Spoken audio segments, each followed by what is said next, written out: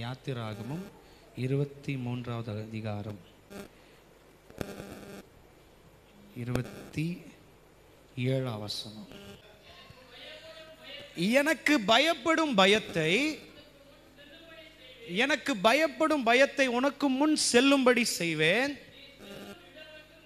நீ போகிற இடமெங்கும் உள்ள ஜனங்கள் எல்லாரையும் கலங்கடித்து உன் சத்துருக்கள் எல்லாரையும் முதுகு காட்ட பண்ணுவேன். அல்லேலூயா. ஆண்டவர் என்ன சொல்றாருன்னா, இந்த வாக்குத்தத்தம் யாருக்கு கொடுக்கிறதுன்னு பார்த்தீங்கன்னா, இது மோசேக்கு கொடுக்கிற ஒரு ப்ராமிஸ். இது மோசேக்கு கொடுக்கிறதான ஒரு வாக்கு தத்துவம். இந்த மோசையை கொண்டு கர்த்தர் பெரிய பெரிய காரியத்தை செஞ்சிருக்கிறார். இந்த மோசைக்கு ஆண்டவர் சொல்லியிருக்கிறாரு, நான் உன்னை கொண்டு செய்ய போகிற காரியங்கள் பயங்கரமா இருக்கும்.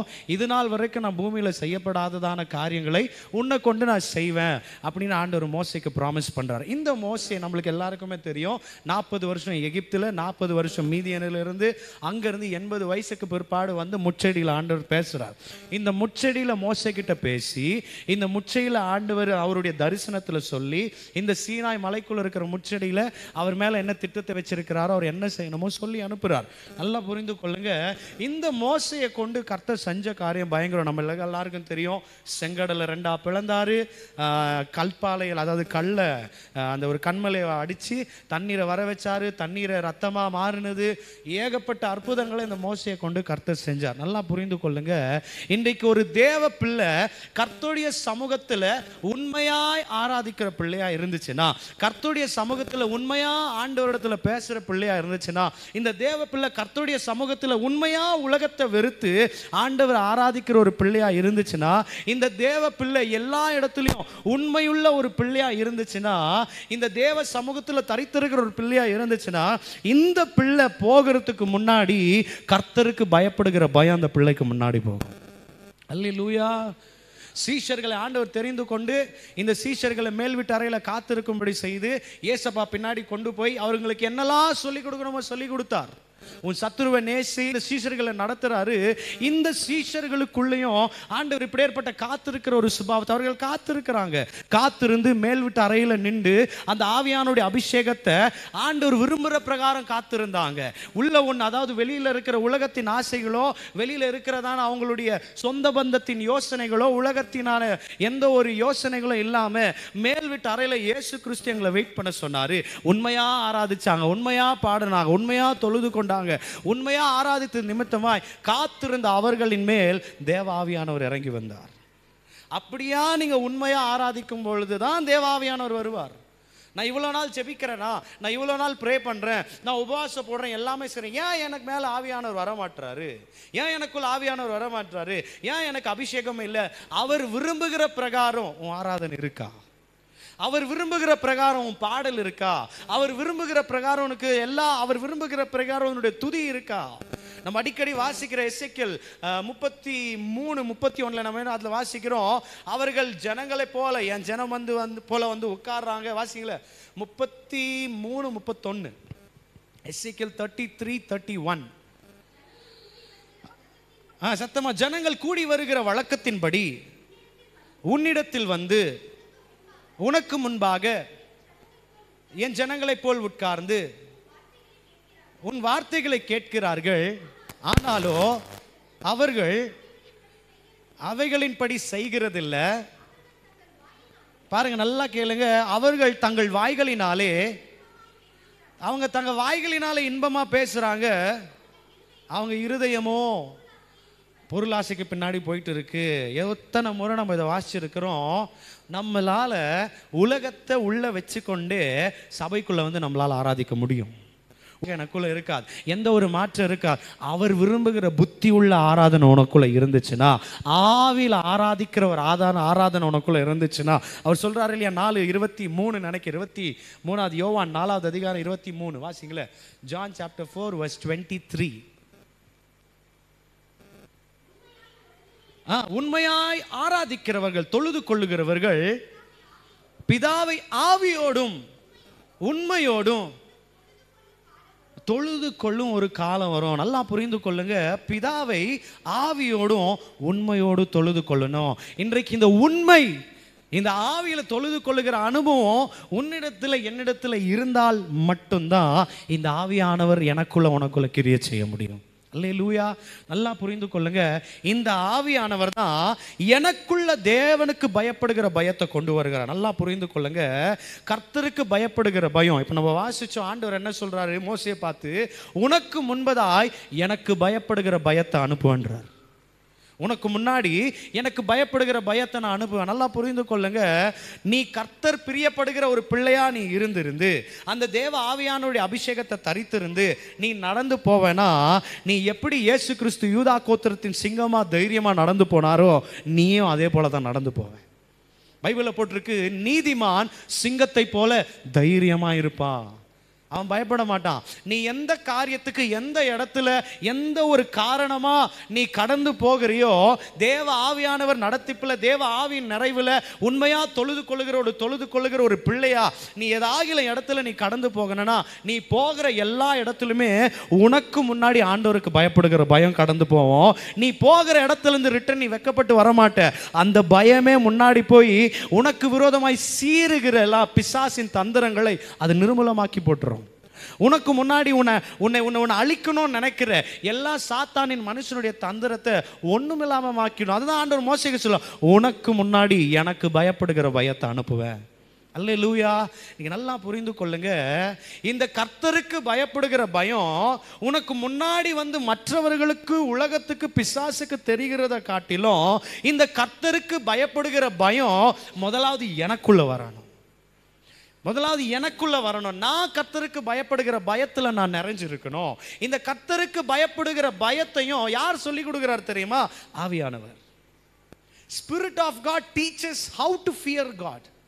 தேவனுக்கு பயப்படுகிறத பத்தி சொல்லி கொடுக்கிறவரும் இந்த பரிசுத்த ஆவியானவர் தான். இந்த பரிசுத்த ஆவியானவர் நீ வேணும்னா அவர் விரும்புகிற பிரகாரம் நீ ஆராதிக்கணும். அவர் விரும்புகிற பிரகாரம் நீ போய் காத்திருக்கணும். இன்னும் எவ்வளவு நேரம் காத்திருக்கிறது? மேல் வீட்டாரில் 500 பேர் கட்டளையிடுறாரு, ஆனால் கூடி இருக்கிறவர்களோ 120 பேர், 120 மெம்பர்ஸ். ஏன் மிச்சம் இருக்கிற ஜனங்களுக்கு அவர்களுக்கு காத்திருக்கிறதுக்கு பொறுமை கிடையாது. எனக்கு என்ன பிரச்சனை? நான் வந்துட்டு ஆண்டவருக்கு நேரத்தை கொடுக்குறேன். ஆண்டவருக்காக எவ்வளோ நேரம் இப்போ இல்லை, எனக்கு கொஞ்சம் ஒரு நேரத்தை மிஞ்சி பிரசங்கம் போனா, ஒரு நேரத்தை மிஞ்சி ஆராதனை போனா, ஒரு நேரத்தை மிஞ்சி சபையோடைய அந்த டைமிங்கை கொஞ்சம் அந்த டைமிங்கை கிராஸ் பண்ணாக்கா அந்த சபை எனக்கு பிடிக்கல. என் நேரம் ஃபுல்லாக திருடிடுது. ஏன் அவ்வளோ வாரம் ஃபுல்லாக உலகத்துக்கு செலவு செஞ்சு ஏதோ ஒரு நாள் தான் கர்த்தருக்கு கொடுக்குறோம். அந்த நாளையும் கர்த்தருக்கு பூர்ணமாக கொடுக்குறேன். நான் டைம் கொடுக்குறேன். எனக்கு ஒரு நேரம், அந்த நேரத்திலே நான் ஆராதிச்சு துதிச்சுட்டு எல்லாமே பண்ணிட்டு நான் வந்துடணும். ஆனால் அவர் வர வரைக்கும் எவ்வளோ நேரம் வேணாலும் நான் காத்திருக்கிறேன். அப்படி இல்லையே. சீஷர்கள்ட்ட ஆண்டவர் என்ன சொன்னார்? நீங்கள் போங்க, இந்த டேட்டில் இந்த டைமில் சரியான எக்ஸாக்ட் இந்த நேரத்தில் அவர் வருவார், ஆவியானவர் வந்து உன்னை நிரப்புவார் அப்படியே சொன்னார். போய் வெயிட் பண்ண, அவ்வளோதான்.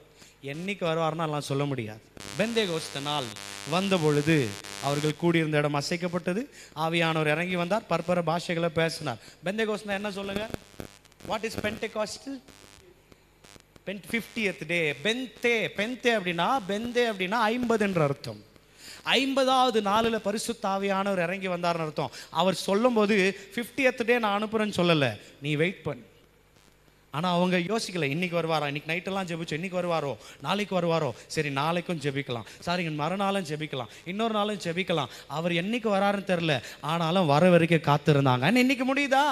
நான் ஒரு நேரத்தை கொடுக்குறேன், நான் 1 மணி நேரம் வைக்கிற வேண்டவர், அந்த 1 மணி நேரத்துக்குள்ளே நீங்கள் இறங்கி வந்து செய்ய வேண்டியது செஞ்சுட்டு எங்கே செய்வார்?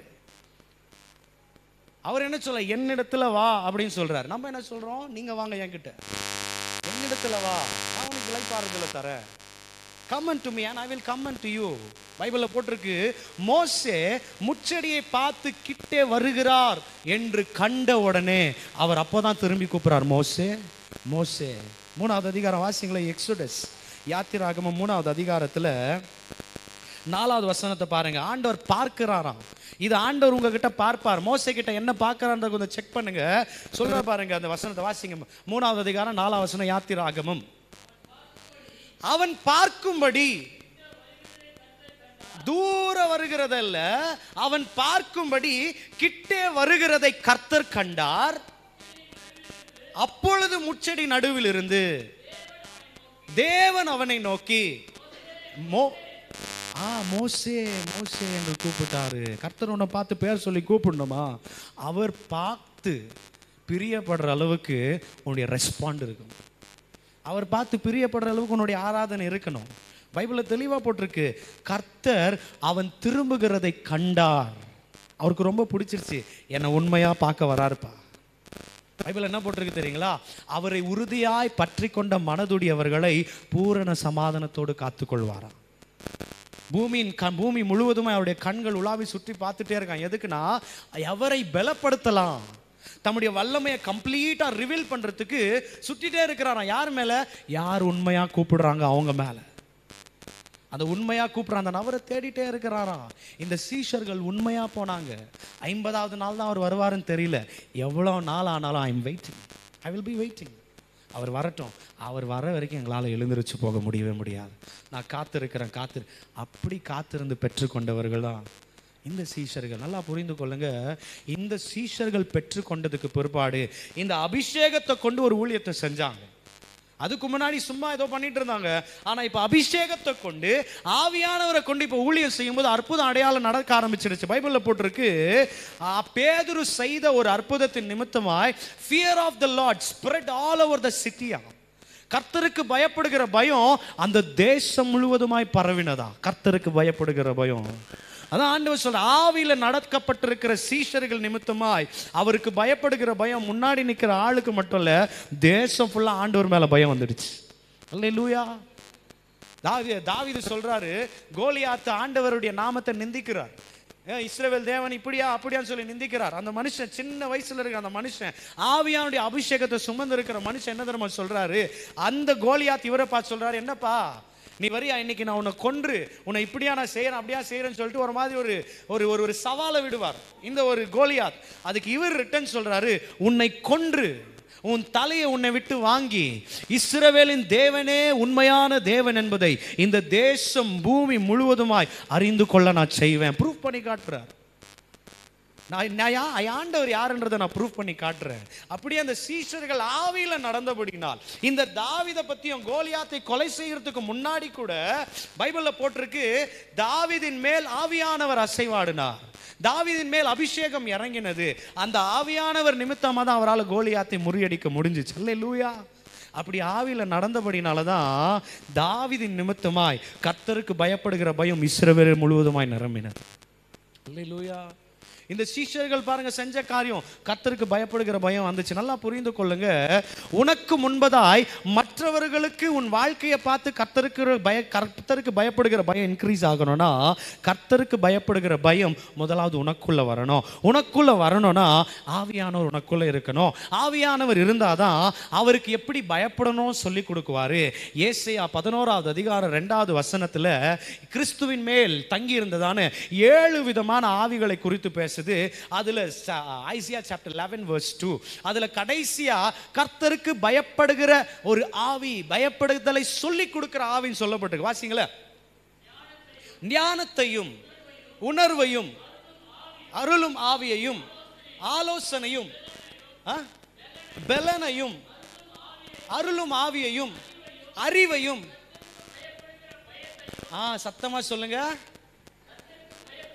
கர்த்தருக்கு பயப்படுகிற பயத்தையும் அருளும் ஆவியும் ஆகிய தேவ ஆவியானவர் அவர் மேல் இருந்தார். அல்லேலூயா. என்ன வசனம் சொல்லுங்க அதுல? 6வதா, கர்த்தருக்கு பயப்படுகிறத இந்த ஆவியானவர் தான் ஆண்டவருக்கு எப்படி பயப்படணும்னு சொல்லி கொடுப்பார். இல்லைன்னா என்ன தெரியுமா, பயப்படுகிற மாதிரி நடிப்போம். அவர் எப்படி சொல்றாருன்னா, என் மேல பயப்படுன்னு சொல்றாரு, பயப்படுறதுக்கு நானே சொல்லி கொடுக்குறேன்னு சொல்றாரு. அல்லேலூயா. இன்னைக்கு கர்த்தருடைய பயம், அந்த பயப்படுகிற பயம் உனக்குள்ள வரணும். அதுக்கு நீ உண்மையா ஆராதிக்கணும். இப்படி மோசே உண்மையா ஆராதிச்சதுனால தான், உண்மையா கர்த்தர்கிட்ட இருந்ததுனால தான், உண்மையா உலகத்தை வெறுத்ததுனால தான் அந்த மோசேக்கு முன்னாடி என்னுடைய பயத்தை உனக்கு முன்னாடி நான் அனுப்புறேன். அல்லேலூயா. வாசிங்களா அந்த வசனத்தை மறுபடியும் வாசிங்களா. 20 வாசிங்க, 23 27 எக்ஸோடஸ் யாத்திராகம் 23 27 வாசிங்க. ஆண்டவர் சொல்றார், எனக்கு பயப்படும் பயத்தை உனக்கு முன்னாடி போக நான் செய்வேன். நீ நீ செல்லும் இடமெங்கும் உள்ள ஜனங்கள் எல்லாரையும் கலங்கடைத்து உன் சத்துருக்கள் எல்லாரும் முதுக காட்ட பண்ணுவேன். உனக்கு விரோதமாய் எழும்புகிறவர்கள் அவர்கள் திரும்பி ஓட ஆரம்பிச்சிருவாங்க. அல்லேலூயா. வேதவசனம் என்ன தெரியுமா சொல்லுதுங்க? சத்துரு ஒரு வழியாய் வரும்பொழுது 7 வழியா ஓடி போவான். சத்துரு வெள்ளம் போல வரும்போது ஆவியானவர் கொடியேற்றுவார் அப்படின்னு பைபிள் வசனம் போட்டிருக்கு. அப்போது சத்துரு உனக்கு விரோதமாக மனுஷர்கள் கிளம்பினாலும் ஆவியானவர் உனக்குள்ளே இருந்து கர்த்தருக்கு பயப்படுகிற பயம் உன்மேல் இருந்துச்சுன்னா அவர்கள் முதுகு காட்டி ஓடுகிறவர்களாக மாறிடுவாங்க. அல்லேலூயா. இன்னைக்கு வரைக்கும் நீங்களும் நானும் எல்லா இடங்களும் தோற்று போகிறோம். எல்லா இடத்துல தலை குனிஞ்சு போகிறோம். எல்லா இடத்துல வெக்கப்பட்டு போகிறோம். எல்லா இடத்துல அசிங்கப்பட்டு போகிறோம். எல்லா இடத்துல கண்ணீரோடு திரும்புகிறோம். ஏன்? கர்த்தருக்கு பயப்படுகிற பயம் முதலாவது எனக்குள்ள இல்லை. ஆனால் எனக்குள்ளே நான் சுமந்து போவேன்னா நான் ஒன்றுமே பண்ண தேவையில்லை. எனக்கு முன்னாடி கர்த்தராகிய ஆண்டவர் யூதா கோத்திரத்தின் சிங்கம் கர்ஜனையோடு கத்தின்னு போகுவார். அவர் கர்ஜனையோடு எனக்கு முன்பதாக அவர் கடந்து போகுவார். பைபிளில் போட்டிருக்கிறீங்களா? ஆமோஸ், சிங்கம் கர்ஜிக்கிறது, யார் பயப்படாமல் இருப்பாங்க? கர்த்தர் பேசுகிறார், யார் தீர்க்க தரிசனம் உரைக்காத இருப்பாங்க? அவர் கர்ஜிக்கிற சத்தத்துக்கு ஒரு நடுக்கம் உண்டாகும். அவர் கர்ஜிக்கிற சத்தத்தில் ஒரு பயம் உண்டாகும். இன்னைக்கு உனக்காக அவர் முன்னாடி கடந்து போகுவார்னா நீ எந்த இடத்துல போகிறையோ அந்த இடத்துல உனக்காக யுத்தம் செய்கிறவராக, உன் சத்துருக்கு விரோதமாய் போராடுகிறவராக நீ போகும் பொழுதே உனக்கு முன்பதாய் பயத்தை அனுப்புவார். அல்லேலூயா. ஆவியையும் பிரசன்னத்தையும் கர்த்தருக்கு பயப்படுகிற பயத்தையும் நீ சுமந்து போவேனா நிச்சயமா சொல்றேன், உனக்கு முன்பதாய் ஒரு பரலோக சேனையை கடந்து போகும்.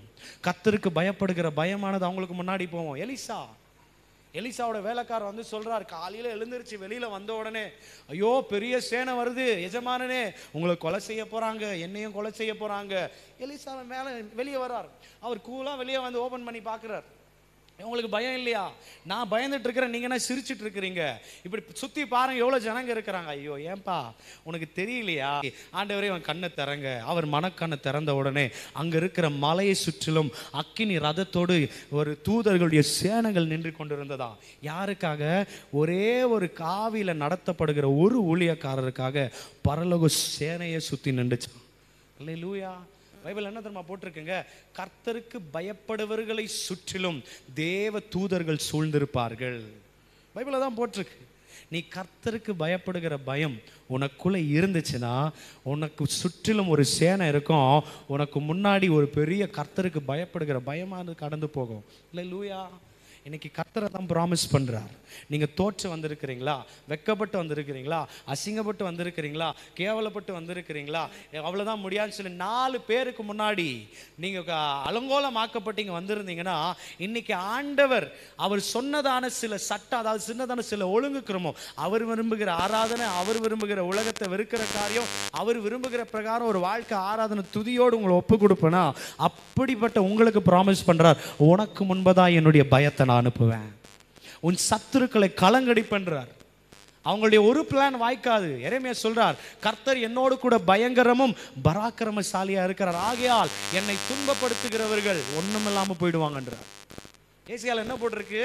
உனக்கு விரோதமாய் உருவாக்கப்படுகிற எந்த ஆயுதமும் வாய்க்காம போதும். யார் இது? ஊழியக்காரர்களுடைய சுதந்திரம். யார் ஊழியக்கார? ஆவியில நடத்தப்படுகிறவர்கள். அல்லேலூயா. இன்னைக்கு உனக்கு முன்பதாய் கர்த்தருக்கு பயப்படுகிற பயத்தை அனுப்ப. நல்லா புரிந்து கொள்ளுங்க. இந்த மோசேக்கு ஏன் ஆண்டவர் ப்ராமிஸ் பண்றாருன்னா, மோசே கிட்ட 3 தன்மை இருந்துச்சு. இந்த 3 தன்மை உங்களுக்குள்ள இருந்துச்சுன்னா தான் அந்த மோசே மேல கொடுக்கப்பட்டிருக்கிற வாக்குத்தத்தம் உங்களுடைய வாழ்க்கையில கர்த்தர் நிறைவேற்ற முடியும். முதலாவது எபிரியர் 3வது அதிகாரம் 5வது வசனம் வாசிங்க. Hebrews chapter 3 verse 5. எபிரியர் 3வது அதிகாரம் 5வது வசனத்தை வாசிங்க. மோசையை பத்தி அதுல எழுதியிருக்கு. வாசிங்களே சத்தமா.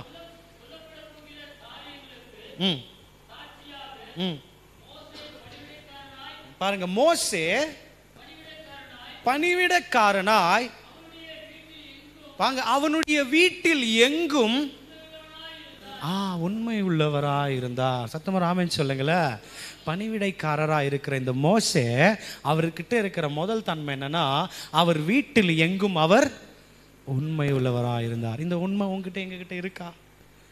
பிதாவை தொழுது கொள்கிறவர்கள் ஆவியோடும், சொல்லுங்க சத்தம், ஆவியோடும் உண்மையோடும்.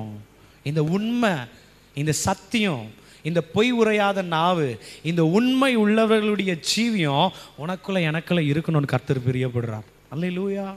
அந்த மோசே தன் வீட்டு எங்கிலும் உண்மை உள்ளவராக இருந்தார். நீ வேலை செய்கிற இடம், படிக்கிற இடம், வீடு, சபை, ஊழியம் எதுவாக இருக்கட்டும், யார் என்னை பார்க்கிறார்களோ இல்லையோ, மேலே என்னை ஒருத்தர் பார்த்துருக்கிறாருன்னு சொல்லி நான் உண்மையாக இருக்கணும். அல்லேலூயா. பைபிள் என்ன போட்டிருக்கு? பூமியில் இருக்கிற எஜமான் ரிவார்டு கொடுக்குறாங்கன்ற யோசனையில நீ வேலை செய்யாத. மேலே ஒருத்தருக்கு உன்னை உண்மையை பார்த்து ரிவார்டு பண்ணுவார். தானியேலுக்கு ரிவார்டு வந்துச்சு, சாத்ராக் மேஷாக்கு அபேத்நேகோவுக்கு ரிவார்டு வந்துச்சு. ஏன்? பூமியில் இருக்கிற எஜமான் அப்படின்றத காட்டிலும் இந்த இடத்துல வச்ச அந்த எஜமானுக்கு நான் உண்மையா இருக்கணும். அந்த எஜமான் என்னை பார்த்துட்டே இருக்கிறாரு, அவர் என்னை கவனிச்சுட்டே இருக்கிறாரு, அவர் கண்ணுக்கு நான் மறைவா எதுவுமே கிடையாது. இன்றைக்கு வீட்டுக்கு முன்பதாக வேதத்தில் என்ன சொல்லுது? ஆவியானுடைய அபிஷேகத்தை பெற்றவர்கள் பூமி எங்கிலும் அவர்கள் என்னவா இருப்பாங்களா? சாட்சிகளா இருப்பார்களாம். யூதாயில சாட்சியா இருப்பாங்க, சமரியாவில் சாட்சியா இருப்பாங்க, எருசலேமில் சாட்சியா இருப்பாங்க, உங்க வீட்டில் சாட்சியா இருப்பீங்க, உங்க பெற்றோர்களுக்கு சாட்சியா இருப்போம், உன்னுடைய நண்பர்களுக்கு சாட்சியா இருப்போம், வேலை ஸ்தலத்தில் சாட்சியா இருப்போம், என் சபையில சாட்சியா இருப்போம். எல்லா இடங்களிலும் நான் உண்மை உள்ளவன், உண்மையான கிறிஸ்துவின் வேலைக்காரன், உண்மையான இயேசுவின் பிள்ளைன்றது அவங்க சாட்சி கொடுக்கிற அளவுக்கு என் வாழ்க்கை இருக்கு. மோசே வீடு எங்கிலும் என்னவா இருந்தாரா? உண்மையா இருந்தார், உண்மை உள்ளவரா இருந்தார். முதலாவது மோசே கிட்ட இந்த உண்மையின் காரியம் இருந்துச்சு. இரண்டாவது, இந்த மோசே கர்த்தரோடு கூட முகமுகமாய் பேசுகிறவரா இருந்தாரு. யாத்திராகமம் 33வது அதிகாரம் 11 வாசிங்களேன். Exodus chapter 33. ஒருவன் பாருங்க, ஒருவன் தன் சிநேகிதன் பேசுகிறது போல, ஒருவன் தன் சிநேகிதரோடு பேசுகிறது போல கர்த்தர் மோசையோட முகமுகமாக பேசினார். அவ்வளோதான்ப்பா.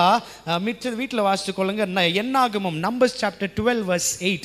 என்னாகமம் 12வது அதிகாரம் 8வது வசனத்தை வாசிங்களேன். என்னாகமம் 12வது அதிகாரம் 8வது வசனம். நான் அவனுடன் மறைஞ்சு அல்ல, முகமுகமாகவும் பிரத்யட்சமாகவும் பேசுகிறேன் ஆண்டவர் சொல்றார். ஆண்டவர் அடுத்து என்ன தெரியுமா சொல்றாரு? மோசே கிட்ட இருக்கிற இரண்டாவது அனுபவம் என்னன்னு பார்த்தீங்கன்னா, கர்த்தரோடு முகமுகமாய் பேசுகிற வாஞ்சி உள்ள ஒரு மனுஷனா இருப்பான். அல்லேலூயா. ஆண்டவர் என்ன சொல்றார்? நீ என்கிட்ட உண்மையா வந்தனா நான் உன்கிட்ட உண்மையா வருவேன். அப்போ மோசே கர்த்தரை முகமுகமாய் பேசணும், முகமுகமா பார்த்து நான் பேசணுன்ற வாஞ்சி உள்ளவராக இருந்தார். இன்னைக்கு என்னன்னா நடக்கட்டும், ஏதுனா இருக்கட்டும், இப்படி ஏன் இவருக்குள்ள இந்த வாஞ்சை வந்துச்சு, எப்படியெல்லாம் இந்த வாஞ்சை இவருக்குள்ள உருவானதுன்னா, அவர் எல்லாவற்றையும் வெறுக்கிற ஒரு வாழ்க்கை வாழ்ந்ததுனால தான் ஆண்டோடைய முகத்தை பார்க்கணுன்ற ஒரு வாஞ்சை வந்துச்சு. பவுல் சொல்றார்ல, அவரை அறிவதற்காக இப்படி ஏற்பட்ட காரியங்களை என்னவா சொல்ற, குப்பை எண்ணுகிறேன். எல்லாத்தையும் வெறுத்து அவர் முகத்தை பார்க்கணும். கையில ஊழியத்தை கொடுக்கிறார் மோசே கிட்ட. இஸ்ரவேல் ஜனத்தை நீ நடத்துப்பா. அவர் என்ன தெரியுமா சொல்றாரு? ஓகே ஆண்டவர், நீங்க சொல்ற ஊழியத்தை செய்யறேன், ஆனாலும் எனக்கு ஒரு ஆசை, உங்க முகத்தை பார்க்கணும். மினிஸ்ட்ரிக்கு இதுப்பா, ஊழியம் இருக்கு, பிரசங்கம் பண்ணணும், தேசம்லாம் டிராவல் பண்ணணும், எனக்கு பெரிய மினிஸ்ட்ரி வச்சிருக்கிறீங்க, உலகமே என்னை பார்த்து பயங்கரமா பேசுற அளவுக்கு என்ன யூஸ் பண்ண போறீங்க, அதெல்லாம் விடுங்க, ஆனாலும் எனக்கு ஒரு ஆசை, உங்க முகத்தை நான் பார்க்கணும். கேட்குறாரா இல்லையா? ஆண்டவரே, உங்க முகத்தை நான் ஒரே ஒரு முறை பார்க்க முடியுமா?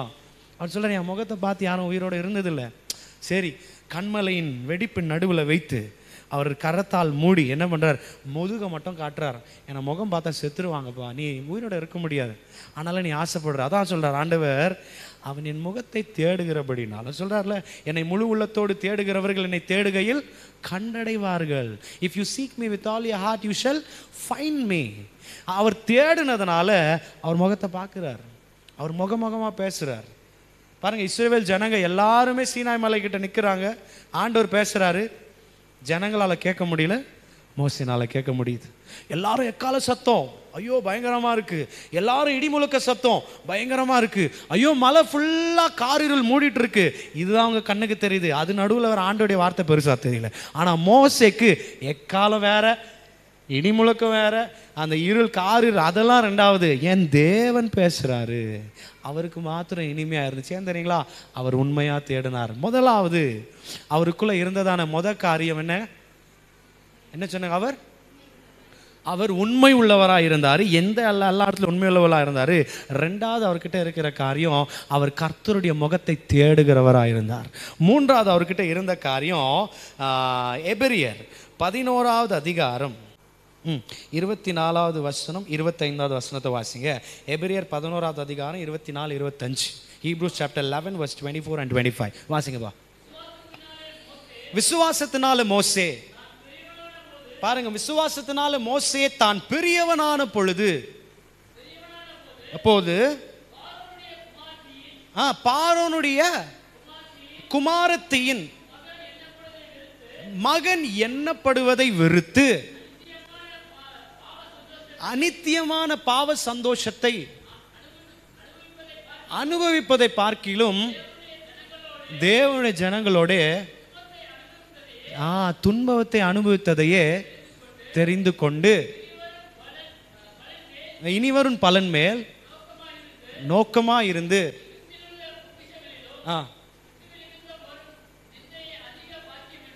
கிறிஸ்துவின் நிமித்தம் வருகிற நிந்தை அதிக பாக்கியம் என்று எண்ணினார். அல்லேலூயா. மூன்றாவது மோசே கிட்ட இருந்ததான ஒரு காரியம் என்னன்னு பார்த்தீங்கன்னா, அவர் எல்லா அநித்தியமான பாவ சந்தோஷத்தை வெறுக்கிறவராக இருந்தார். பார்வோனுடைய குமாரத்தின் மகன் எண்ணப்படுகிறதை வெறுத்து அவர் ஒரு ராஜரீக வாழ்க்கை வாழ்ந்துறார். ராஜ வஸ்திரத்தை தரித்து கொண்டிருந்தார். மேன்மையான ஒரு வாழ்க்கையை வாழ்ந்து கொண்டிருந்தார். அதான் பைபிளில் போட்டிருக்கு, நான் ஒரு பெரிய அரண்மனையில் வாழ்ந்திருக்கிறேன், அந்த அரண்மனை எனக்கு பெருசு இல்லை, அந்த ராஜ வஸ்திரம் எனக்கு பெருசு இல்லை, நான் அரண்மனையில் பார்வோனுடைய குமாரத்தின் மகன் அப்படின்றது பெருசு இல்லை. அதான் பைபிளில் போட்டிருக்கு, பார்வோனுடைய குமாரத்தின் மகன் என்கிறதை வெறுத்து, அநித்தியமான பாவ சந்தோஷத்தை வெறுத்து, யாரோட தெரியுமா? என் தேவ ஜனத்தோட துன்பத்தையே நான் அனுபவிக்கிறேன். கிறிஸ்துவுக்காக நிந்தனைகளையும் அவமானத்தையும் பாடுகளை சந்தோஷமா ஏத்துக்கிறேன். இது நல்லா இருக்கு. எனக்கு அந்த உலகம், அந்த ஆடம்பரம், அந்த பேரு, அந்த புகழ் எனக்கு வேணாம். எனக்கு என் இயேசு எனக்கு கொடுத்துருக்கிற இந்த ஒரு சின்ன ஒரு சந்தோஷம் நிறைந்ததான வாழ்க்கை போதும். அல்லேலூயா. இந்த மோசே கிட்ட முதலாவது உண்மை உள்ளவராக இருந்தார். ரெண்டாவது ஆண்டவருடைய முகத்தை பசிதாகமா தேடுறவர், பேசுறவரா. அவர் தேடுறது மட்டும் இல்லை, பேசிட்டார். அவர் தேடுறாரு, பேசிடுறார். பைபிளில் போட்டிருக்கல 19 யாத்திராகத்தில் மோசே பேசினான், பின்பு கர்த்தர் வாக்கினால் மறுமொழி கொடுத்தாரு. Moses spoke and Lord answered by voice. மறுபடியும் பேசுறார். மூன்றாவது, அவர் எல்லா பாவத்தின் அநித்தியமான பாவ சந்தோஷத்தை தூக்கி போட்டார். வேணாம், எனக்கு எதுவுமே தேவை கிடையாது, என் ஆண்டவர் எனக்கு வேணும். இந்த அனுபவம் ஆண்டவருக்காக எல்லாத்தையும் தூக்கி போட்டு, எவ்வளோ பெரிய மேன்மையான ஸ்தலத்தில் இருந்தாலும் என் கிறிஸ்துவுக்காக தூக்கி போட்டு, அதாவது அதை வெறுத்து உண்மையாக ஆண்டவரை தொழுது கொள்ளுகிற பிள்ளையா இருக்கணும். நீ எல்லா இடத்துலையும் உண்மை உள்ளவனாக இருந்து கர்த்தரை தொழுது கொள்ளணும். கர்த்தரை நான் பார்ப்பேன். அதே எபிரியர் 11வது அதிகாரம் 6ஆம் வசனத்தில், கர்த்தரை தேடுகிறவர்கள் அவர் உண்டென்று விசுவாசிக்கணும். விசுவாசம் இல்லாமல் கர்த்தருக்கு பிரியமாய் இருப்பது கூடாத காரியம். அவர் உண்டென்று விசுவாசிக்கணும். தம்மை தேடுகிறவர்களுக்கு பலன் அளிப்பவர் என்பதை விசுவாசித்து தேடணும். என்ன சொல்றதுன்னா, அவர் இருக்கிறார், நம்பி போனோமா, அவர் அங்கே இருப்பார். அவர் எனக்கு ஆன்சர் பண்ணுவார், நம்பி போனோம், ஆன்சர் கொடுப்பார். அவரை நான் பார்ப்பேன், நம்பி போனோமா, அவர் 100% நீங்கள் பார்த்து வருவீங்க. ஆனால் போகும் பொழுது இத்தனை மணி நேரத்துக்குள்ளே நான் பார்த்தா ஓகே, பார்க்கலன்னா அடுத்த வாரம் வந்து பார்த்துக்கலாம், பார்க்கவே மாட்டோம். சாகிற வரைக்கும் ரிப்பீட் பண்ணிகிட்டே தான் இருக்கணும். வந்த முகத்தை பார்க்கல, பேசலை, சத்தம் கேட்கல, நெக்ஸ்ட் வீக் ட்ரை பண்ணலாம். போய் போய் போய் போய் தான் வந்துன்னு இருக்கணும். ஆனால் உண்மையாக தொழுது கொள்கிற பிள்ளையாக இருந்தாலும், சர்ச்சே இழுத்து மூடினாலும், அந்த பாஸ்டர் ரிக்வெஸ்ட் பண்ணியாவது, நீங்கள் யாருமே இல்லைனாலும் இந்த சர்ச்சில் அண்ணால போல் கதறியாவது ஒரு முகத்தை நான் பார்க்குறேன். அல்லேலூயா. அது பசிதாகும், அது உண்மை, அது முகத்தை தேடுறது, அதுதான் உலகத்தை வெறுக்கிறது. ஆனால் எனக்கு உலகத்தின் மேலே ஆசை இருந்துச்சுன்னா நேரத்தை கொடுத்து சர்ச்சுக்கு போவேன். இதான் பெரிய மிஸ்டேக் நம்மகிட்ட இருக்குது. எனக்கு கொடுத்த என்னுடைய பர்டிகுலர் டைம், இவ்வளோ நேரம் தான் சர்ச்சுக்கு, இவ்வளோ நேரம் தான் ஆராதனைக்கு, இவ்வளோ நேரம் தான். அந்த நேரத்துக்குள்ளே அவர் பேசினா சரி, பேசாது.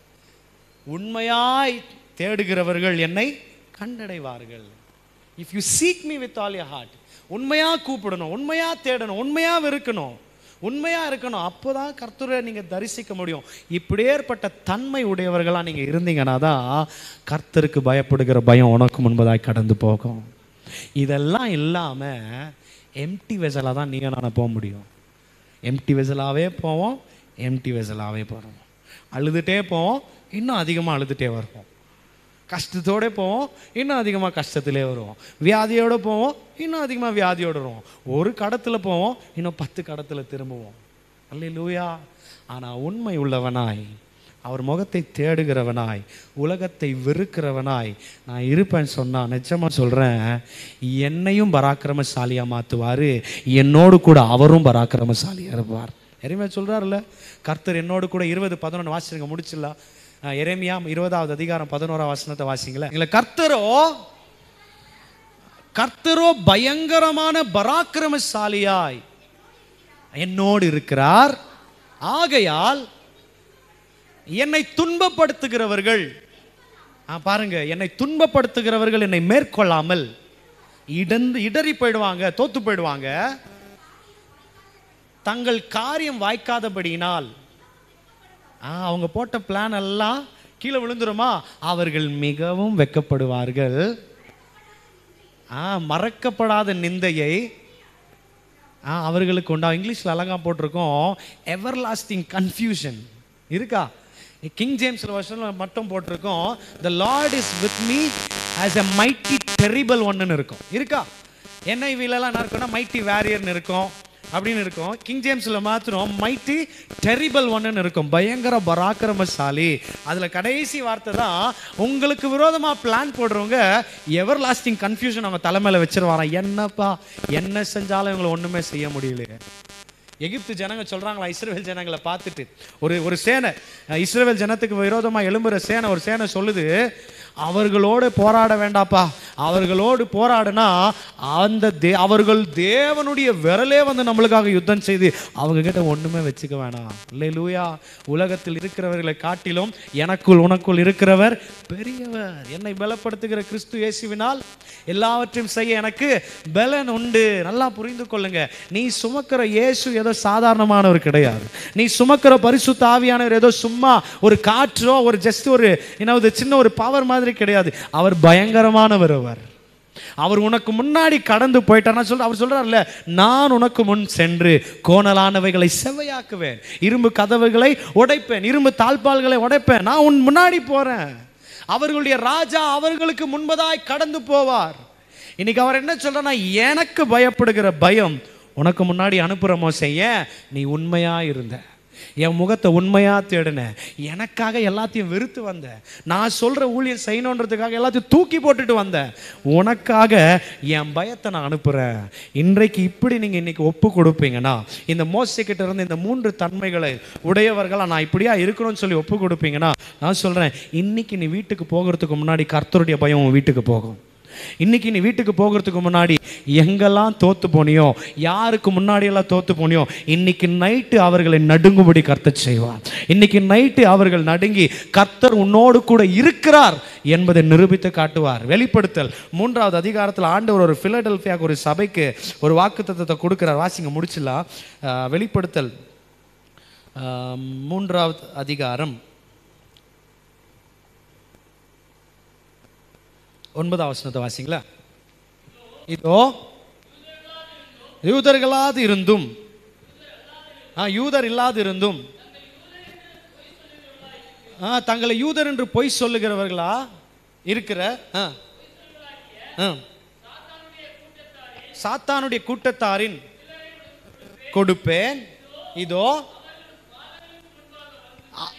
அவர்கள் உன் பாதங்களுக்கு முன்பாக வந்து பணிந்து, என்ன சொல்றார் பாருங்க, நான் உன்னை லவ் பண்றேன், நான் உன் பேரில் அன்பாய் இருக்கிறதை எப்படியா சொல்றாருன்னா நிரூபிச்சு காட்டுறேன்னு சொல்றார்.